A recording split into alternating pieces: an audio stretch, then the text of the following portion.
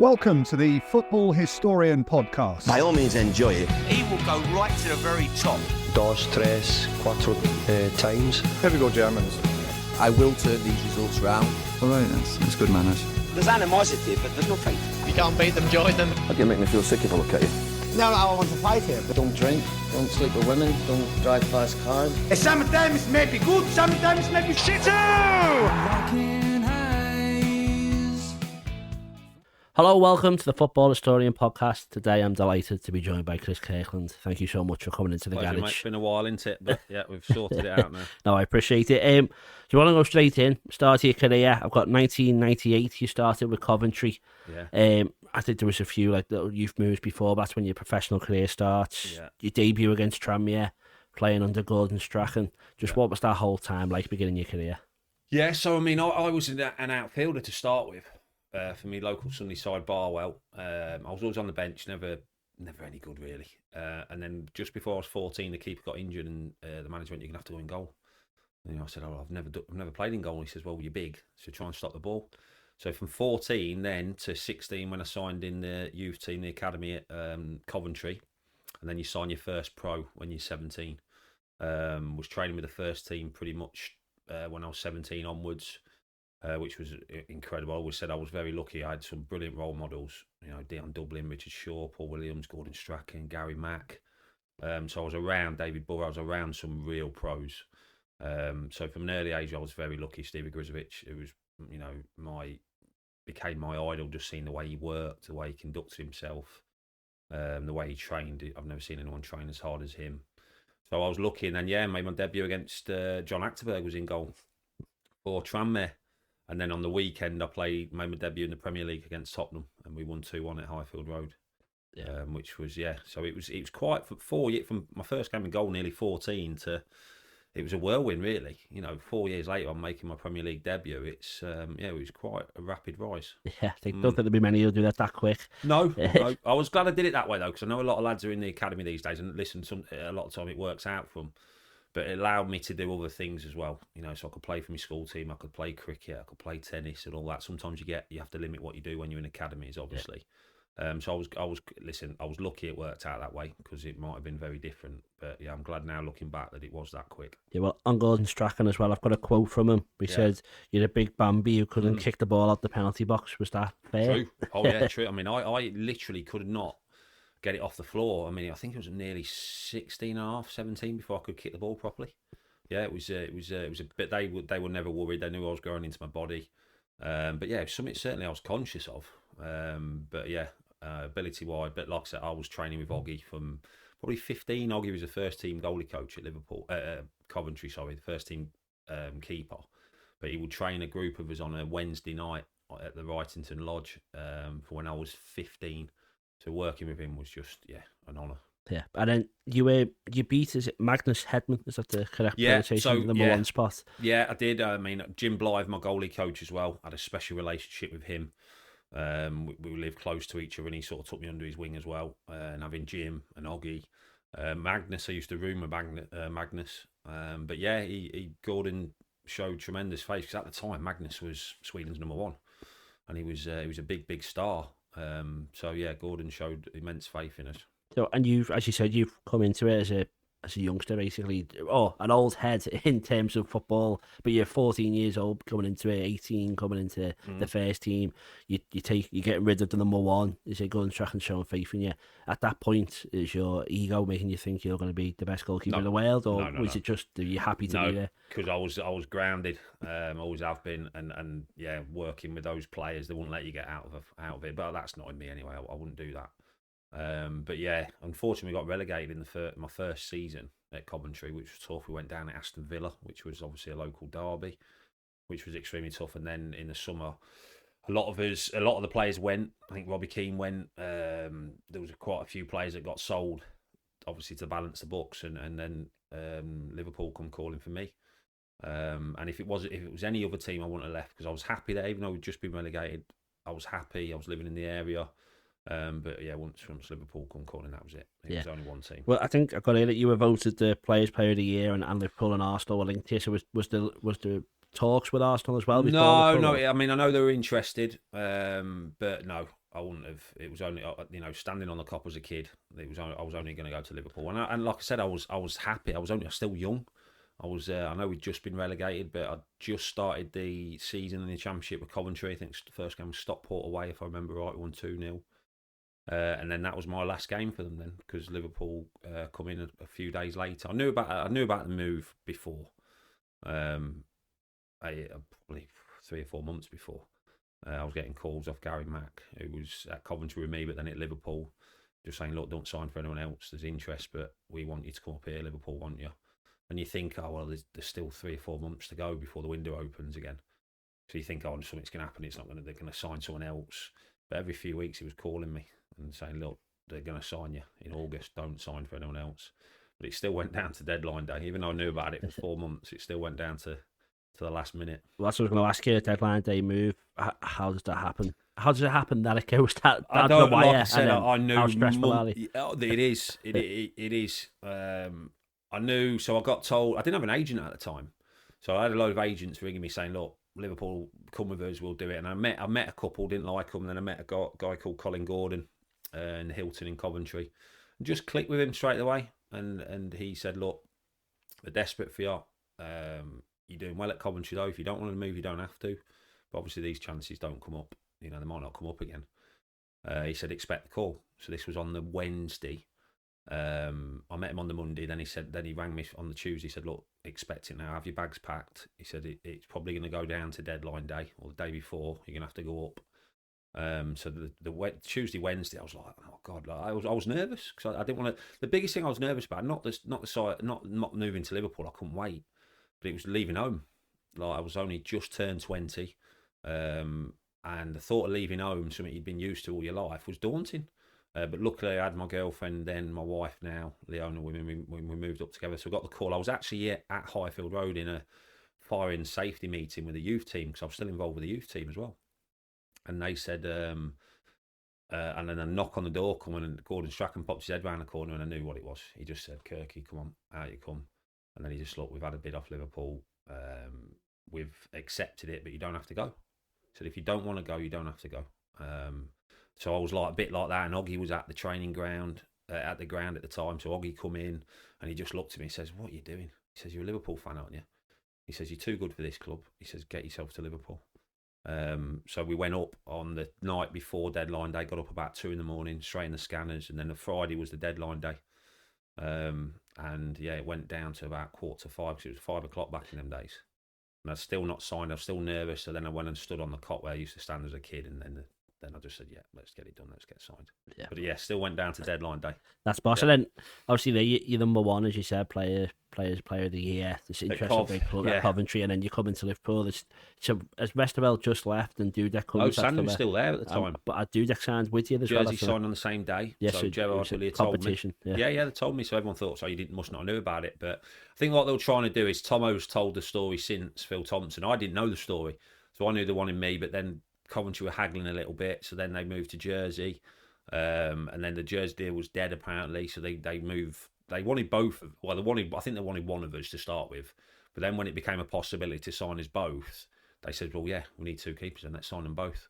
So they both got done in the end. But yeah, Jersey was awesome.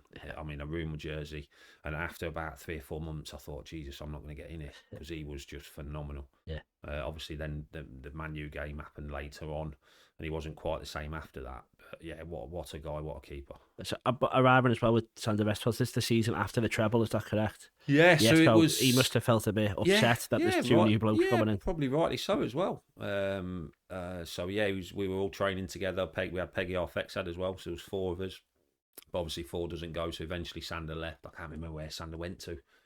You probably tell me that. Yeah, I think he went back abroad. I think he went back to Holland, I think. So yeah, but I still see Sander now. We're great. There's no issues. But yeah, obviously at the time on a professional level, he was probably devastated, and rightly so. Yeah, and then for yourself, again, first team keeper into a pool of 4 there. Obviously, so it gets whittled down to 3.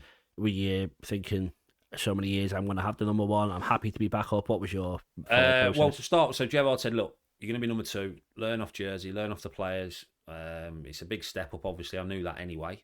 I mean, I thought I was fit when I come, but seeing the level of standard, the training that goes up, the speed, the intensity. It was a lot more. And then he said, listen, when you're ready, you'll play. And he was true to his word. It's just that every time I got in, unfortunately, I got a serious injury that knocked the stuffing out of us. But yeah, I'd do it all again. Yeah, do it all again, just for one game. Well, that's great. And as you say, you did have a run of games. Jerzy Dudek has that mistake retired against Diego Forlan and Anfield, and you have 14 games in a row until you get injury at a League Cup semi-final against Palace. No, so it was the Crystal Palace game. Yeah, FA the Palace. Cup. That was FA Cup. Sorry, So I did my cruciate ligament. So then I was out for 7-8 months after that. Yeah, and then the League Cup, I was playing every game in that, and then you missed the final. Missed the final with that because that was the cruciate. So we'd already got to the final of the League Cup, and then the FA Cup was in the January. Right. Yeah. And obviously the final would have been in February, but I missed it because I was in a knee brace and crutches. And how's that feel? It was tough, but I remember going down to the, so I was at Millennium then, it was Millennium Stadium, so I was out there and I went down the tunnel and went out and all the fans just stood up and give us, it was what a feeling that was. Yeah. Even though I couldn't play, it was, I think they appreciated how we got to the final and that I'd played in every round before and how gutted I was that I was missing out. So that reception meant the world. Yeah. And then I was looking through some stories that you were in the news or whatever from your career, and then Neil Warnock recently commented that in 2003, during the game, you handled the ball outside the box in a League Cup semi-final, and you should have been sent off, but Alan Wiley was too scared to do it. Any thoughts on that comment? Yeah, I mean, I think I did handball it outside the box. Yeah, so yeah, should have been sent off. Yeah, but Neil Warnock's. Well, we've had a few run-ins with Neil Warnock over the years. He's not shy, is he? I think he likes a bit of. I think he likes to wind people up. Yeah, I think his comment was, "Do you never get the big decisions at the big grounds? Playing for a big club in Liverpool and also playing for smaller clubs that I'll say maybe you can't, but do you ever feel there was sway from referees on those decisions? I think a lot goes of how you treat the referees as well. I mean, there's some referees you couldn't talk to. They didn't want to know. They just sent you away. Don't talk to me. So the arrogant ones, really arrogant ones. Best ones I come across. Harold Webb, he was great. Who else were there? There was only a few. Mike Riley he was okay when I'd never have an issue with him. Dermot O'Leary was great. Chris Foy, he was actually good as well because you could talk to them. You could have a conversation with them. But if you stepped over the line, you knew you were going to. But a lot of the referees were, you couldn't talk to them. Yeah. I'll tell you who weren't bad as well. Clatterberg actually, he gets a lot of stick, but you could have a conversation with him. You might not get all the decisions right, but he wouldn't fob you off when you went and talked to him. But do they listen? I think it's been probably proved over the years, isn't it, that sometimes it does go with the. I don't know. You'll have to ask the refs that. Yeah. But you see decisions these days that just baffle you. Even with VAR, you're still like, well, you've got the decision wrong again. It does wind you up. Yeah, well, I think there's recent comments from recent referees that maybe suggest that maybe still bias in the opposite direction nowadays. It was the other week, wasn't it? I mean, it's bound to go on, isn't it? I mean, you're getting referees that are reffing games that they probably supported them teams, and I know they're not meant to, but it's definitely went on. Yeah. Well, and then if we go back to Liverpool, you say injuries there that stopped you playing in the cup final. You were very much competing with Jerzy Dudek, and we know what he went on to do in some of the biggest games for Liverpool. But just for yourself, and how hard is it getting injured? Well, at the time I was young when I was at Liverpool, so you do come back from these things. But yeah, when you look back now, it's like, wish I'd have played in that one.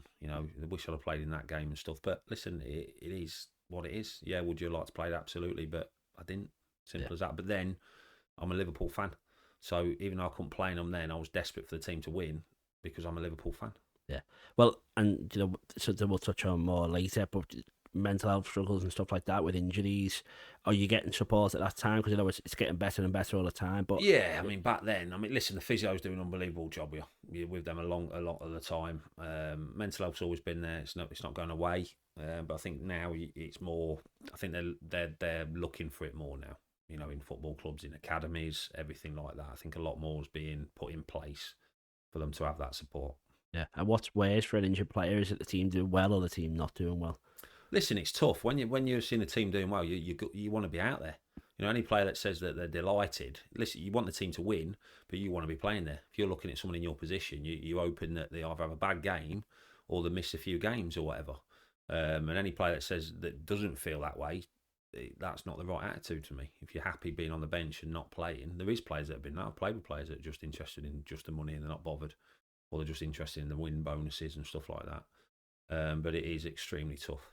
Yeah, when you want to be out there, so you want them to do well, but the person in your position, you don't want them to do well. If that makes sense. Happy to win 3-2 and the keeper drops 2. Because you want to be well. Keepers is different. A really difficult one because players can have bad games and misplace passes and lose form and doesn't really get noticed. But a keeper loses form or makes mistakes, you get crucified. Absolutely crucified. I remember when Jersey made that one against Man U, and I was crying after it as well because I seen how much it hurt him, and I thought, wow, if I was in that position, I would feel devastated because, as I say, it's different when a keeper makes a mistake. Everyone's on you straight away. Yeah. Well, and then we'll talk about Liverpool again. A certain trophy was won while you were at the club, Istanbul. There's a comment that you said that after the Olympiacos game, you thought Liverpool were going to go on to win the Champions League. Yeah. I think that's quite a mad comment for a team that finishes 5th and maybe didn't have the best squad. But what made you from that night feel? Just the way we come back, the feeling, the belief it gave everyone in the dressing room. Sometimes things are written in the star. And I actually said, Neil Mellor backed me up on this one as well. I actually said in the final when we were 3-0 down at half time, I said, we will win this at half time. And we were trying to actually get a bet on it, but there was no signal in the stadium. But I said, you can check that with Neil Mellor. Something just told me after that game that it was just written in the stars we were going to go and win it. The way we come back, the way obviously the goal Stevie scored last few minutes. He just everyone in the dressing room after just give them that huge boost and belief. Yeah, and then the final itself, obviously you don't want a lot of money if you put that bet on. Yeah. There's people like Stephen Warnock, we've had John Welsh and David Raven sit in that chair as well, and all got different views on how the club treated players who weren't necessarily the starting line. It was bad. Yeah, I mean, there was 2 planes back. You've probably heard it. There was 2 planes back. The second plane got delayed a little bit, and they made the decision to start the parade without a few of the players, which is terrible. You know, I don't know who made the call or whatever. Obviously, you've got police involved saying this and that, but they could have all said, look, we're not leaving until. But anyway, the decision was made, and a few of us were left behind. So what did you do then? Went home and watched it on the TV. Yeah. And how's that feel? Oh, it was gutting. Yeah, when you see all the scenes and everything. Even though you've not played, you played in a few early games. Again, being a Liverpool fan, it was really tough. Yeah, and then I read as well, Scott Carson tried to give you this winner's medal. Is that correct? Yeah, he did. Yeah, on the pitch. Yeah, good friends with Scotty. And but listen, he played. You know, he played against Juventus. Then he played in some of the games. I said, no, listen, you deserve it just as much as me. When you don't play in the final, when you're not involved in the final, even if you played every round before, the final's a unique one-off game. If you don't play in that, you don't really feel as though you deserve the medal. As bad as that sounds, saying that. Yeah. Okay, fair enough. I think there's people who maybe feel hard done to that they weren't given one, but that's never something you felt like. Because I think we're all meant to get one. Yeah. So we're all meant to, but a lot of them went missing. Rafa had so many staff. I mean, and people didn't even recognise on the pitch in the end that probably nicked one or got one as well. So yeah, unfortunately, never got one. Yeah, and then also you had the League Cup final. Did you get a medal from that? Gerard Houllier gave me his.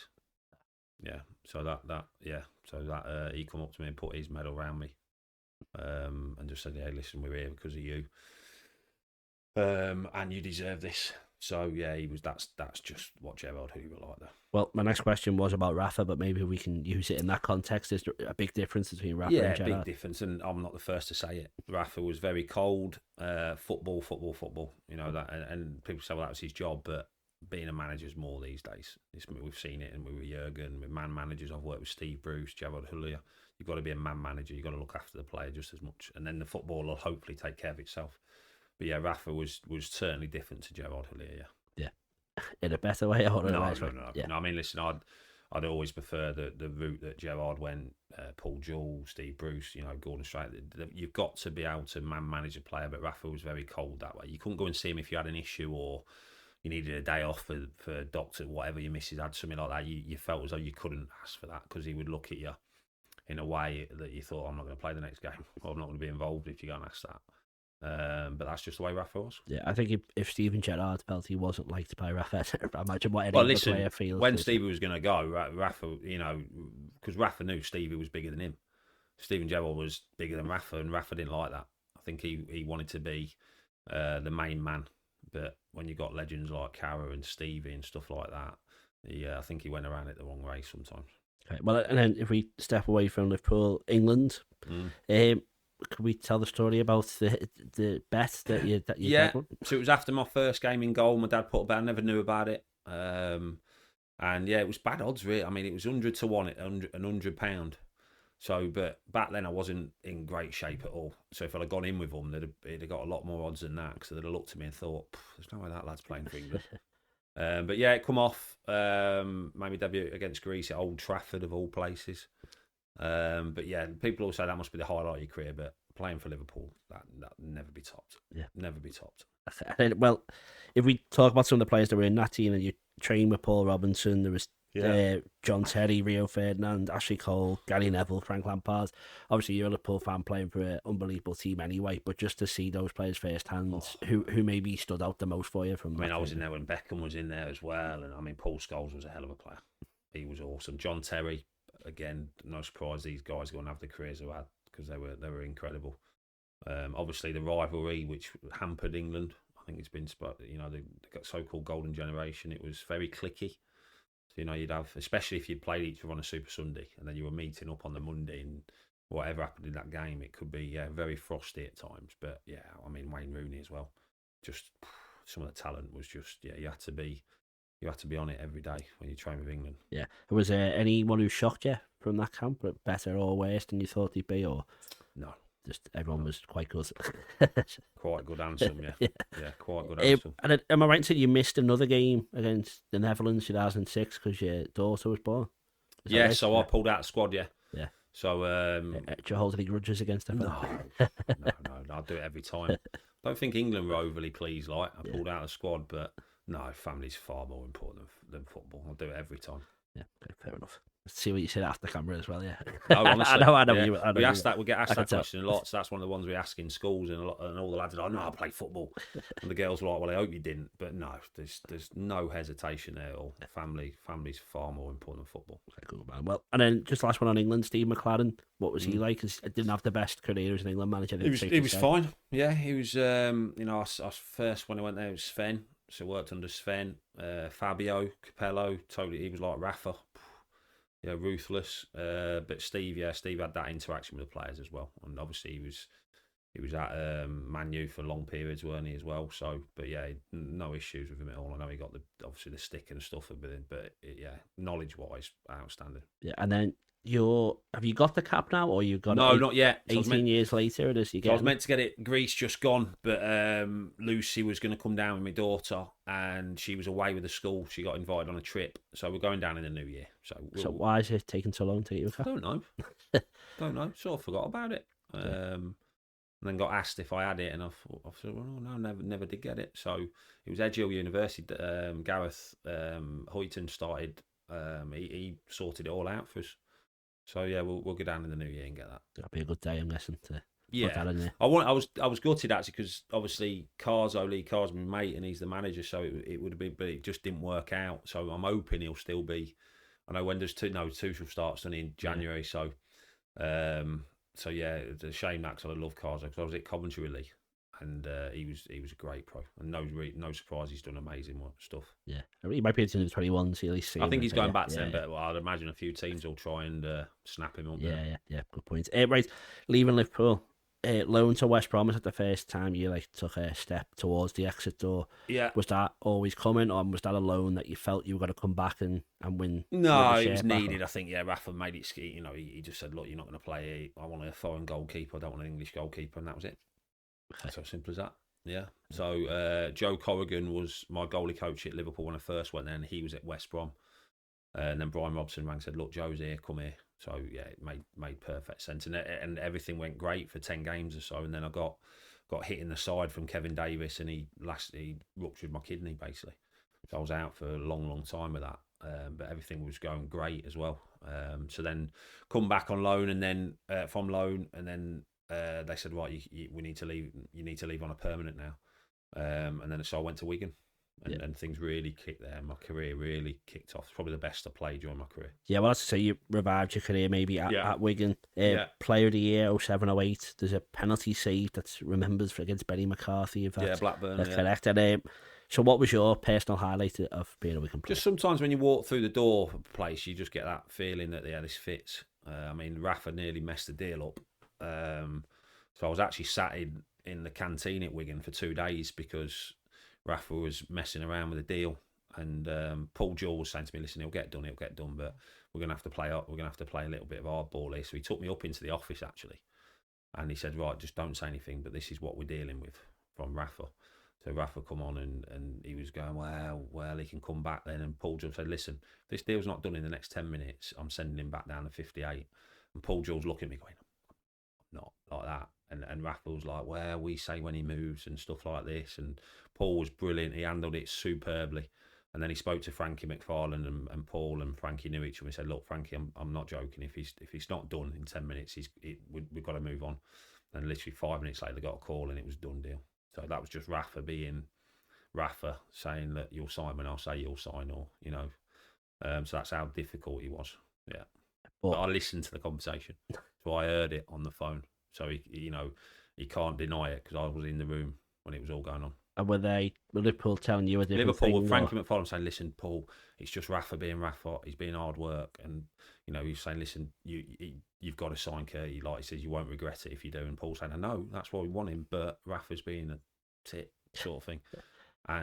But they were like, no, he's just like this. He's like this. And Paul said, well, I'm telling you, you got 10 minutes and that's it. And then it got done then after that. Yeah, and we'll fast forward again, if you don't mind, just to Sheffield Wednesday. There's a few loans in between again. Yeah. Are you? I think is it Leicester and Doncaster? Yeah, I went briefly. Yeah. So was it injuries again that held you back, and what? How was it? A step down going to Sheffield Wednesday, or did it feel like a big step either way? Yeah.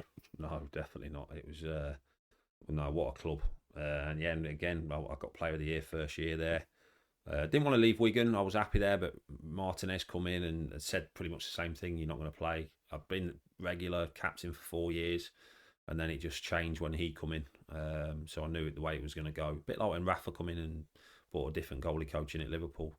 So yeah, I went to Sheffield Wednesday, and yeah, really took off there. And amazing club, but just it was difficult. The travelling and stuff like that. Being away from home was hard. Yeah, and then if we can talk about one game against Leeds in 2012, is that something you like to talk about, or is it annoying that it's? Not really. No, I mean, the game was on a Friday night. It should never be on a Friday night. I think they just had it on a Friday night last season as well. But it was just, it's just one of those things that happened. I was devastated because we were 1-0 up and they equalised. I think it was the 77th minute or something. Yeah, it was just carnage after that. But I mean, that game was tough. But then going back to Ellen Road 3 months later that was worse. I was getting all sorts, death threats, a lot. Yeah, it was. That was probably the most hostile, and because it was aimed all at me as well, because it was my fault what happened. Apparently, that's what they try and see it. And I mean, the lad got sent down. He went to prison. Been in all kinds of trouble since, all kinds of trouble after. I mean, he was the one that fell at Chelsea, the fan. That's right. Yeah. But yeah, going back there was tough, really tough. Yeah, I couldn't wait to get in and out. Yeah, and if we speak about abuse that keepers get in that, so, sometimes maybe mates go, watch Tranmere, and when you're in a conference, you jokingly pick on the keeper because he's the bloke in front of you, which I'm sure you understand that's what it is a lot of the time. But then that Leeds game, it wasn't a joke. So a lot of the time it's like, oh, you're not very good, whatever. But sometimes it oversteps the line. As a keeper, do you think you get the worst abuse of? Yeah, because you're next to the fans, aren't you? Yeah. Yeah, you're next to them. So, I mean, I got told before the game, actually, so we stayed in Leeds the night before the game from Sheffield. They put armed police outside my room, got to the ground, and then just before I went out for my warm-up, I said, oh, just to let you know, there's going to be armed police on either side of your post for you and stuff like that. And they said, if the ball goes into the crowd, don't go anywhere near the crowd to get the ball, let them throw it back to you, sort of thing. But yeah, some of the I won't repeat what was said and stuff like that, but yeah, some of it is way. Yeah. Well, maybe not that game in just that one alone. In general, you get because that's the bit when you go and get the ball from the crowd. That's when you can get proper abused. Yeah. But some of the stuff they say is just vile. Yeah, vile. Anyone ever made you laugh? Yeah, a few times. You get some real good ones as well. Yeah. And it's how you take it. But yeah, some of if you know when it's in good humour, and you know when they're only having a laugh and stuff, and then you engage with them a little bit. But yeah, the other stuff you got to try and ignore it. But it's hard sometimes, really difficult. Yeah, and I just want to touch on before we speak about after your career, Preston. You played with Jordan Pickford, Sam Johnston, Anders Lindegaard. There's quite a good collection of young goalkeepers there. Obviously, that's later in your career. Did you relish the chance to work with young keepers then? And could you tell Pickford would go on and play for England in World Cups? Said it at the time. So yeah, they rang me and said, look, we've got Jordan Pickford. We want you to come in and help him. You'll be number 2, obviously. But yeah, he was awesome. He was, like I said, this lad will play for England. There's no doubt about that. What he didn't engage like he does now. Sometimes he gets worked up and engages with the crowd a bit too much. Never seen that at Preston. Never did that. He just literally did his game. He was outstanding every single game for Preston. And then he got recalled for Sunderland in, I think it was January or February. He had to go back to Sunderland. But yeah, he was one of the best I've ever worked with. Yeah. And what was Preston like? Great club, great family clubs, great lads. Yeah. Just up the road, Simon Grayson. Yeah. Manager, it was a good club. Yeah, my mate to be Preston fan, so I had to ask really good club. And talk about the move to Bury because it links to what happened after your career. And that you went, was you there for a month? Didn't play? Yeah, no. Well, I went pre-season, so signed, and then it was pre-season. But I should never have signed. Yeah, I weren't in a great place at all. Knew it was going to end in disaster. But you have to do these things sometimes to come through the other side. But yeah, I should never have signed for. And ended up leaving, pretty much, after about a month. Yeah, so I've got 2 quotes from you from this time, if that's okay, I can tell you. You said, I know people will find it hard to understand why someone like me, who's been lucky enough to have spent my whole professional career in football, enjoyed all the benefits that come with it, but needs some space away from the game. However, it's the decision that I've made for my family and myself. Yeah. So, again, this is a time before, I know even though it's that long ago, you're probably not welcome to speak about your mental health. Did you feel like you couldn't say then that's why it was, or... You just didn't want to make it a headline about that. No, I was just. I think back. I don't know. I think you're confused. You're not thinking straight. You're feeling that bad. You just don't want to do anything. Football's the last thing on your mind. And when you've done something for so long and you've just got no interest in that, there's an issue. But no, I wish I would have done. I wish when I started struggling back in 2013, I wish I would have said. But for some reason, you just don't. I think you don't really understand how you're feeling until you get it explained to you, until you get therapy and stuff like that. But yeah, I was just at a complete loss. I just didn't want to do anything, didn't want to live. Just didn't want to engage with anything at all. And it was, at the time, it was the only thing that made sense, just to stop playing and stop training and stop all of that. But yeah, listen, I could have played on till I was way into my 40s. I was 35 at the time, so yeah, it robbed me a good 5 years. Not saying at the top level, but I could have been involved because I was fit. I was. But yeah, that's tough. What's looking back now, because I wish I would have said. Yeah, sitting here now, I was like, why didn't you get help before? Yeah, because it would have been there. They're not going to tell me. Dave Flitcroft was unbelievable at Bury, and he was saying, look, just take a time. I actually had 2 weeks off. They said, look, go away for a couple of weeks, and then I went back, and then just after a few days, I was like, no, still feel the same. But I wish I would have done, because the support would have been there. Yeah. Well, I don't want to fast forward because I know it's something that needs to be spoken about. But after that, you said, I hope at the appropriate time I can come back, be involved with football, either as a player, as a coach, or work within the community. Yeah. And what do you do today? Yeah, community ambassador. Yeah, so that must be a big sense of pride that you've. Oh, it's huge, mate. Yeah. It's love what I do. Get to see a lot of people. Get to go to a lot of different things. We've lived up here longer than I've done down where I was born. I lived up here over 23 years now. It's way over half a life. Daughter was born here. We love Merseyside. Love Liverpool. We'll always stay here. We'll never move from here. But to be involved, because when you come out of football, you're at a loss. And obviously, I retired for mental health and addiction. But when you get help and you start to feel better, it's a big void. Because it's something you've always done. It's always a routine. You know when you're training, when your summer holidays and all this sort of stuff are. And when that's gone, it's tough. So the next best thing, I went back into a bit of coaching and stuff, but doing the community stuff means a lot more now. Probably I get just as much satisfaction. Listen, I still wish I was playing and running out in front of crowds, especially at Anfield. But I get just as much satisfaction now, if not more, doing what I do with the foundation. Yeah. And then, how bad what was it for you? So I've got you obviously you were struggling with, as you said, addiction, depression, anxiety. Yeah. You said on Twitter that you had to go to get into rehabilitation. How bad it got? Yeah. How bad was it for you? And what advice would you give to someone going through somewhere? When I went to Bury, I ended up standing on a apartment building in Bury, just not wanting to be here anymore because my mind was just that. Just couldn't make sense of anything. I felt like I had a headache, like a migraine, 24/7. Couldn't make sense of anything. Didn't want to do anything. Didn't want to engage. Just felt terrible. Just felt like just in a dark hole. And I just didn't know how to get out of it. Got a little bit of help and then felt a bit better. And then I was addicted to painkillers, strong pain, tramadol. You get better, got off them, went back on them, relapsed, went to rehab in 2019, got off them again, and then relapsed during lockdown because it was hard times, weren't it? And people did what they had to do to get through that. But it wasn't until I come out a couple of years ago in April, just gone, 2022, where I told everyone. And that weren't for sympathy. That was just so there was no hiding place. So, I like it now that everyone knows. There's no hiding place. My wife's got drug tests at home. They've probably been the biggest thing that's kept us off them because there is literally no hiding place. And the thought of my wife or daughter seeing a positive test is devastating for me. So that's what drives me on. But it's took a long time to get there. A lot of support. Some days I feel crap like everyone does and you don't want to do anything. But you know that you just got to dig deep on those days, get through them and go again the next day. But yeah, it's been a long journey and that's why I love doing what I'm doing now. I meet a lot of people, get a lot of messages that people in similar situations and being able to give them a bit of advice on that, like I got, is great. Yeah, well, then it's admirable that you can be so open about it because it must be hard speaking about it. It's the only way, particularly with mental health, with addiction as well. If you're going to beat it or stay in recovery, as they call it, you've got to be as open as you can. You can't have any hiding places because if you do, the addiction will always try and creep back into you. When I went to rehab, they said there's no such thing as an addictive personality. I completely disagree because I think there is. I'm addicted to the gym. I'm addicted to exercise. If I don't do exercise every single day, my mind's like, what are you doing? You've got to do it. So I think there is, but I know that if I don't do certain things, that addiction, 10 years is a long time to be addicted to something. It's not like 10 hours. 10 years is a massive, it's a quarter of my life.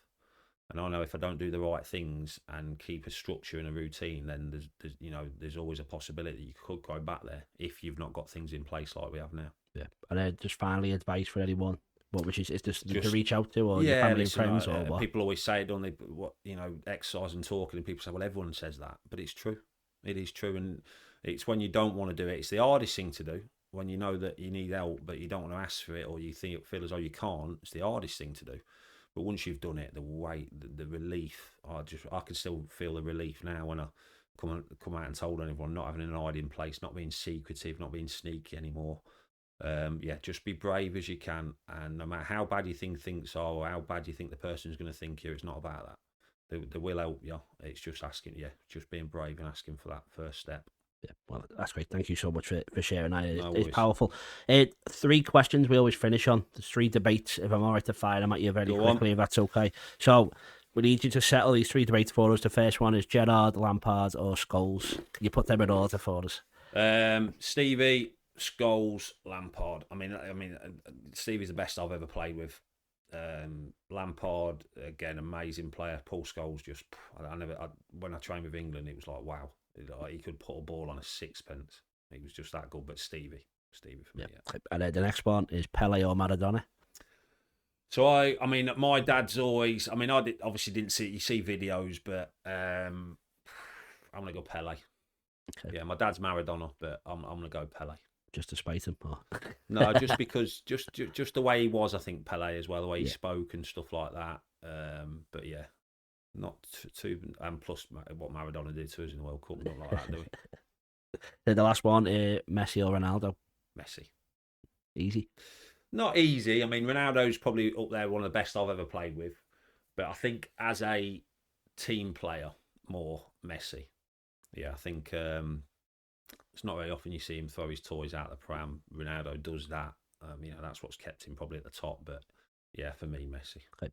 Well, that's the end of the chat. Thank you so much for sticking around. I really appreciate it. Anyone who wants to get in touch, follow you, what's the best way to do that? I'm on Twitter X in it, yeah. So at Chris Kirkland 43. Yeah, my DMs are open. So anyone that is struggling, wants advice, or then yeah, my DMs are open. And the Liverpool Legends game, might we see you there? Well, listen, I'm not a legend. I'm a Liverpool fan. I love doing my work with the foundation. I played 15, 20 minutes in the last one, so we'll see. I think Kenny's picking the team, so it all depends if I'm in Kenny's good books or not. Well, fingers crossed. Hopefully we'll see you there on the pitch. And as I said, really do appreciate you coming in. Thank you so much. And thank you for watching the Football Historian Podcast.